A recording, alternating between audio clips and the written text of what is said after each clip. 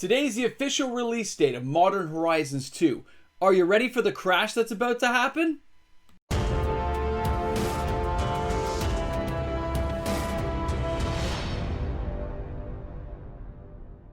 Hey guys, welcome back. MTG Moxman here. If you're new to my channel and you're somehow finding me out there on June 18th, 2021, Modern Horizons 2 release date, well, hey guys, thanks a lot for checking out my content today. Smash that subscribe button. Join in the fun. It's free to do. I look forward to seeing everyone each and every single day. Put some comments in the comments section below. I always get back to you guys. You know it. So we're checking things out. It's Modern Horizons 2 official release date. We've already seen collector boxes opened from a whole bunch of people last week. I was very entertained by seeing what was out there. I've seen pre-release kits I opened here on the channel on the live stream last week. Great cards. And you get caught up. There's excitement in the air. This is an amazing set. It's pumped. I love it. Looking forward to it. But remember, on that awesome climb to the top of the hill, as FOMO pulls us along with all these amazing cards, at the end of that giant hill is usually a cliff. And when you reach the top of that cliff, you're going to plummet down. Right off you go if you go all the way. I warned people against buying the pre-release prices, and prices are continuing to fall on basically every creature card that was made in this set. They're all going down. That's why I haven't bought any. Whatever I got in my boxes, I've kept for myself, okay? I haven't traded them into stores. I kept them. I should have known better and trade the creature cards knowing they go down, but I figured I might use them. If you're going to use stuff, you never have to worry, right? Because you've already got it. Now, when the dust settles, certain cards are going to rebound and a lot of cards are not going to, because they won't find the exact place they need. They may be in some fun decks, but they're not going to find the demand that's required to push a card higher. Again, that's why you don't buy pre-release pricing. You wait and see when the dust settles. Yeah, you might miss out the odd time, but more often than not, you will come out ahead. Just mark down the cards you find interesting on a spreadsheet. Keep it going. Because what I've seen is the cards are continuing to fall. Voidwalker, all those guys are crashing. The Pilfer is trying to hold on there, but I just don't see it happening. He's going to tumble a lot further as well, okay? It's just the way it is. Now, as an entertainment channel, and for entertainment purposes only, from a guy who did not graduate Magic University, has no degrees on the wall, saying, I'm a financial advisor. This is entertainment. Take it as such. It is one of those things where you're just like, yeah, this is what's going to happen. The cards are going to fall. But certain cards will rebound. Certain card types rebound. And those are the ones you got to hold on to or buy when the opportunity presents itself. If these are cards you're after, want, or even want to invest in to make more money later on, depending on how much cash you have available to sink into these types of products.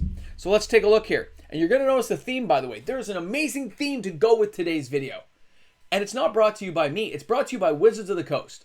They're the ones who made this theme possible. So let's look at card number 1 here. Cobalt Coffers. Reprinting, awesome. $49.95 Canadian, great time to have it. You can trade in some of your creature cards and get it, or you can just purchase one online or at your local LGS for around that $40 to $50 mark. Buy it. Hold on to it if you're going to use a card like this. This is a card that will rebound. There was a huge demand for this card to be reprinted. There are tons of them online. There will be a race to the bottom. And after all these collector boxes are open this weekend, and after more set boosters and draft boxes are opened, and the market's just flooded with a deluge of cards, the prices will fall further in some cases. How far, I don't really know. I'm curious to see myself. I'm tracking, but it's very hard to track this many cards when I want to get an accurate thing, so I'm not going to give you exactly how far I think they'll fall, but they're going to fall a little bit further depending on how many people pump those cards into the market. And that's the time to buy, because that'll be the low. And as they get gobbled up, this is the mass opening. Remember that. This is a mass opening across all kinds of countries in the world. But after that mass opening is done, it's not happening again.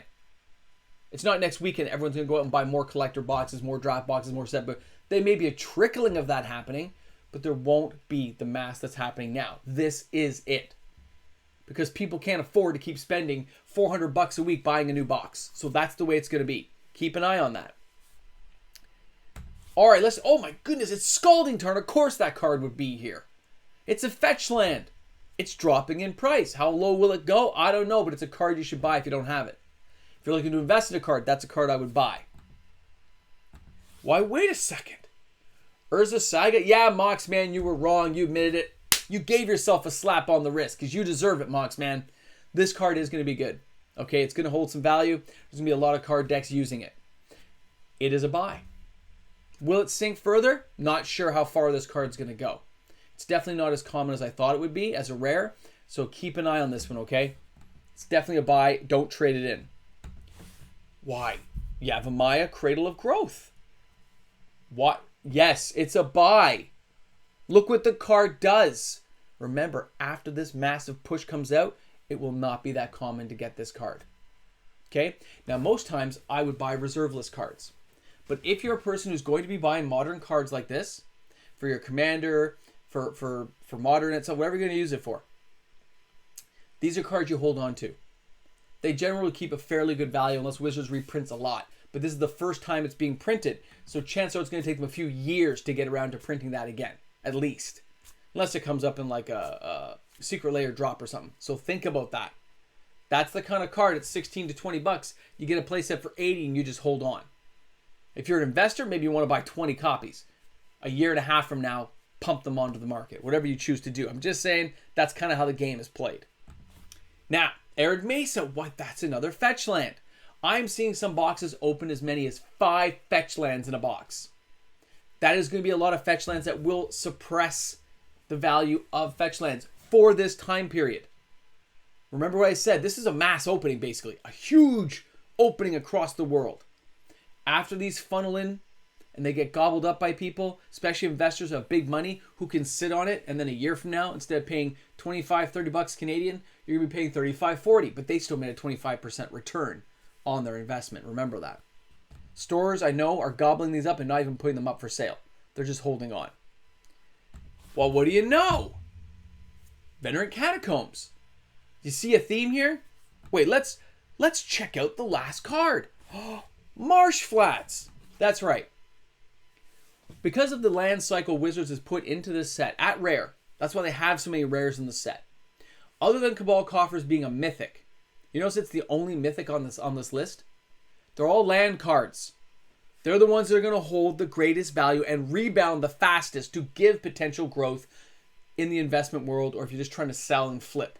That's what's going to happen.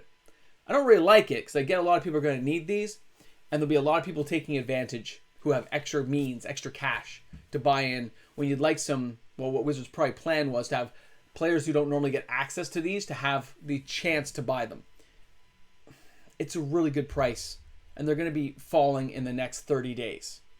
Because as more of this product hits the store shelves and people all pump it out this week and it all gets flooded onto eBay and all the selling platforms and people race to see how low they'll go before, you know, they pull the trigger and buy one, it's going to happen, guys, and it's kind of scary.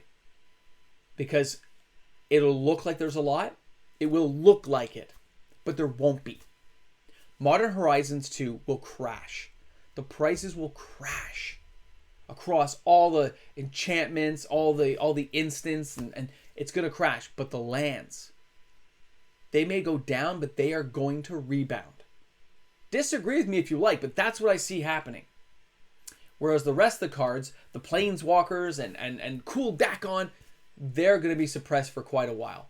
Because there'll be so many opened. There's different versions, different variations. And you notice I showed you just the basic ones. Because the foil old border fetches and stuff, guys, those are going to hold value no matter what. Okay, because they're going to be the rare of the rare. They're collector box only. They're going to demand a certain premium from people. I definitely would, actually you could trade them in if you want to get more of another fetch, right? But I'm just saying those I see going higher, especially if Wizards doesn't reprint them anytime soon. If they leave it for like 5 years, it's going to be like Expeditions. They're going to go pretty high. So keep that stuff in mind before you go out and waste your good, hard-earned money on what you're going to buy. Oh, that cool creature card? No. Get the lands that are going to rebound faster. Nail them now. You can pick up the creatures later. For all you know, you might be able to buy a couple extra fetch lands now, trade them in later, and get more of the creatures you need, if that's what you're after. There's a lot of potential with this set. It is a great set. But these cards, it's just how they're designed. Players don't see the same value, whereas lands you got to have in every deck. I think what we're going to see in the future is going to be very interesting. It's going to be a great time to track Modern Horizons 2 for the next 24 months to really see how these cards get flushed out. Some cards are going to rise, some cards are going to fall. Guys, leave me some comments in the comment section below. Let me know what you guys think. Am I right? Am I wrong? Let's have a great time this weekend. Let's celebrate Modern Horizons 2 and have a blast. And remember, I will see you guys on the live stream, 6:30 Eastern Standard Time. Have a great one. Enjoy the weekend. See you then. Hey guys, big shout out to all my patrons out there. Patrons rock. We got Manuel, we got Joseph, we got Living People, we got Chrissy, we got Charles, we got Brambeer, we got Will, we got John, we got Kevin. Guys, there's amazing people out there. Thank you so much. Hey guys, big shout out to everyone out there. Happy Father's Day to everyone's families out there. I hope you guys have a great weekend. I look forward to seeing everyone on the live stream. Have a great time. Things are going to get better. It's looking good.